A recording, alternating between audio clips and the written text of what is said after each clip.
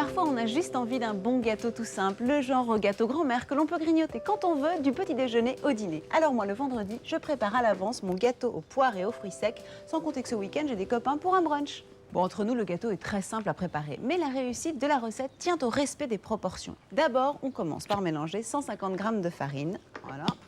Souvent, on dit de tamiser la farine, ça veut dire la passer au travers d'une passoire ou d'un tamis pour éviter les grumeaux. Pour moi, le plus simple, c'est encore de rajouter un demi-sachet de levure chimique et de fouetter la farine. C'est beaucoup plus simple. Comme ça, vous verrez, en 2 coups de fouet, tous les grumeaux ont disparu.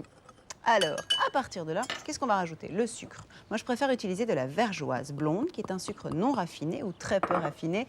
Et j'en mets 130 g à peu près. Une cuillerée à café de cannelle en poudre. Bon, évidemment, vous pourriez utiliser des fruits au sirop achetés dans le commerce. Mais moi, j'aime bien préparer mes poires au sirop moi-même. Et donc, je vais en utiliser 3 moitiés que je vais hacher grossièrement. Le gros avantage de ce gâteau, c'est qu'il est quasiment diététique. Parce que justement, le fait de mettre des fruits en purée va nous permettre de ne pas mettre de matière grasse.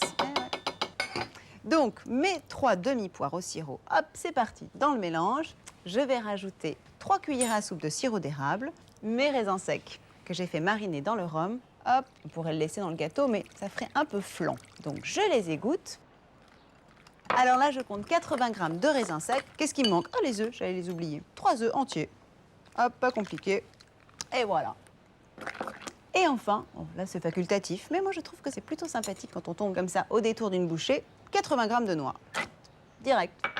On donne un dernier coup de fourchette pour les incorporer à la pâte.